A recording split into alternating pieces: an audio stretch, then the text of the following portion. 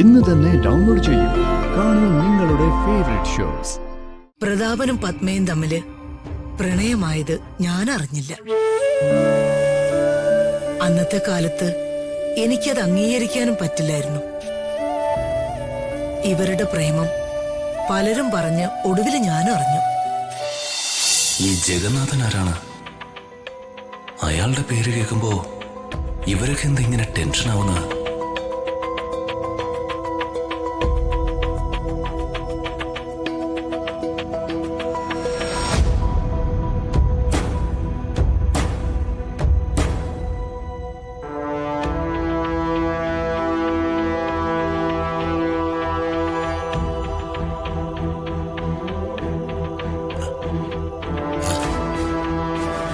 അച്ഛാ, എനിക്കൊരു സംശയം. എന്താടാ? ആരാ ഈ ജഗന്നാഥ് സാറ്?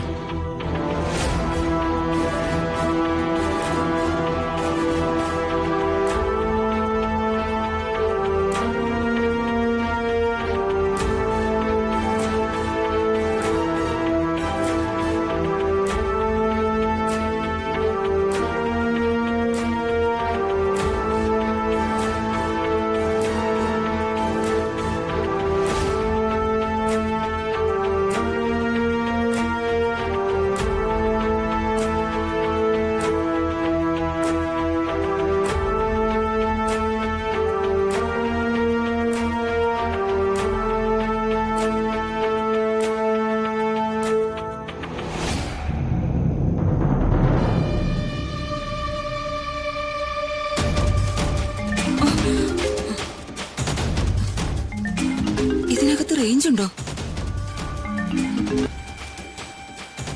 ദീപകേ. അമ്മേ, എന്താ അവിടെ വിശേഷം?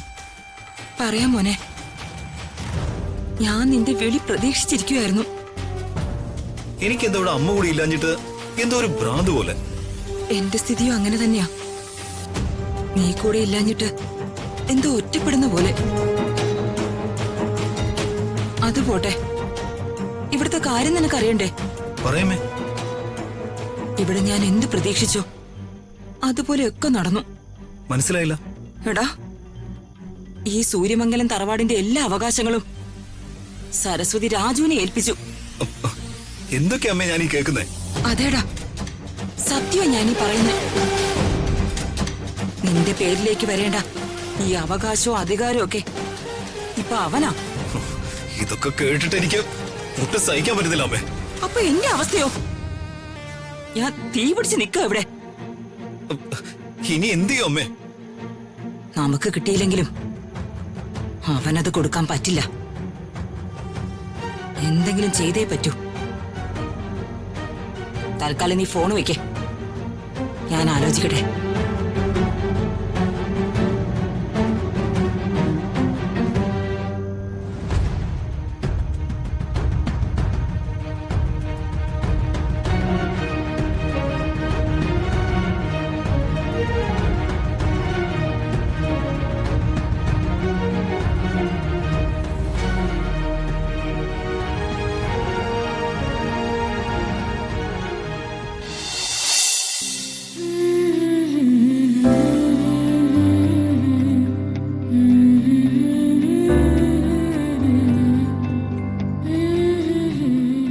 തലമുടിയാ.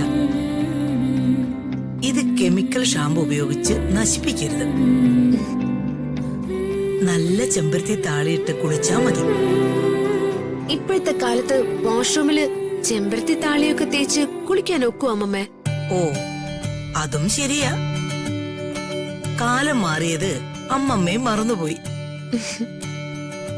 ഒരു കാര്യം ചോദിച്ചാ അമ്മമ്മയുടെ സത്യം മാത്രമേ പറയാവൂ.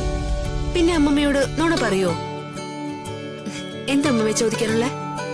തറവാടിന്റെ അവകാശം രാജുവിന് കൊടുത്തതില് മോക്ക് സന്തോഷാണോ? അതെന്ത് ചോദ്യം അമ്മമ്മേ? എന്റെ രാജുവിന് എന്ത് കൊടുത്താലും അതിൽ ഏറ്റവും കൂടുതൽ സന്തോഷം എനിക്കല്ലേ. എന്റെ മോളുടെ സന്തോഷ അമ്മമ്മയുടെയും സന്തോഷം. മോൾക്ക് സന്തോഷാവാൻ വേണ്ടി തന്നെയാ ഞാൻ സൂര്യമംഗലത്തിന്റെ എല്ലാ അവകാശങ്ങളും രാജുവിന് കൊടുക്കാന്ന് വാക്കാൽ പറഞ്ഞത്. ഇനി അതെല്ലാം രജിസ്റ്റർ ചെയ്യണം. ഒരു ഭർത്താവിനെ കിട്ടാൻ വേണ്ടിയുള്ള പ്രണയം മാത്രമല്ല അമ്മമ്മേ എനിക്ക് രാജുവിനോടുള്ളത്.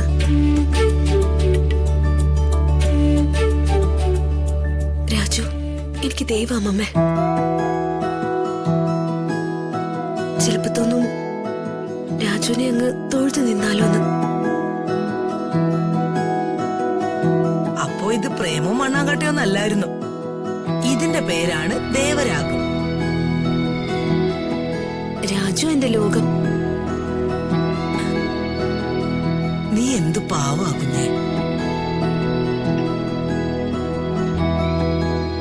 ആ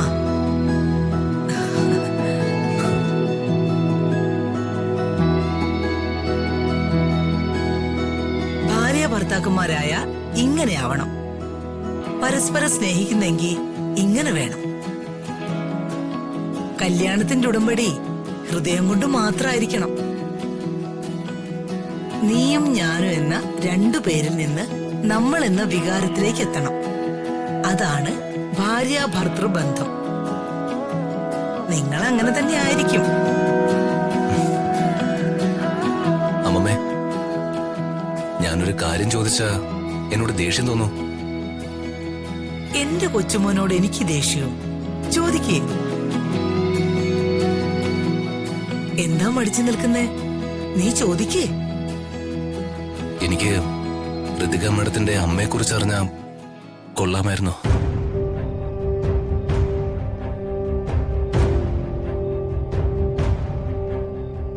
എന്നെങ്കിലും നീ അത് ചോദിക്കുമെന്ന് എനിക്കറിയായിരുന്നു. പറയാം. നിങ്ങൾ പറയണല്ലോ. എന്റെ ഭർത്താവിന്റെ ഒരു സുഹൃത്തിന്റെ മകനായിരുന്നു ഇവളുടെ അച്ഛൻ പ്രതാപവർമ്മ. ഒരേ കോവിലകത്തെ അംഗങ്ങളായിരുന്നു പ്രതാപനും അംബികയും ശേഖരനും. എന്റെ ഭർത്താവ് മഹാദേവ വർമ്മയ്ക്ക് പ്രതാപനോട് വലിയ സ്നേഹമായിരുന്നു. അതായത് നിന്നെ എങ്ങനെ പ്രതാപൻ സ്നേഹിക്കുന്നു അതുപോലെ തന്നെയായിരുന്നു മഹാദേവ വർമ്മയ്ക്ക് പ്രതാപനും. ഏറെ കഴിവുള്ള പ്രതാപനെ എന്റെ ഭർത്താവ് സ്വന്തം മകനെ പോലെ സ്നേഹിച്ചു. ഞങ്ങളുടെ ഏക മകൾ പത്മാവതി. അവള് വലിയ വലിയ കഴിവുള്ള കലാകാരി കൂടിയായിരുന്നു. പാടും, അതിനേക്കാൾ നന്നായി നൃത്തം ചെയ്യും, വരയ്ക്കും, എഴുതും. പ്രതാപനും പത്മയും തമ്മില് പ്രണയമായത് ഞാൻ അറിഞ്ഞില്ല. അന്നത്തെ കാലത്ത് എനിക്കത് അംഗീകരിക്കാനും പറ്റില്ലായിരുന്നു. ഇവരുടെ പ്രേമം പലരും പറഞ്ഞ് ഒടുവിൽ ഞാൻ അറിഞ്ഞു. എനിക്കത് ഉൾക്കൊള്ളാൻ കഴിഞ്ഞില്ല.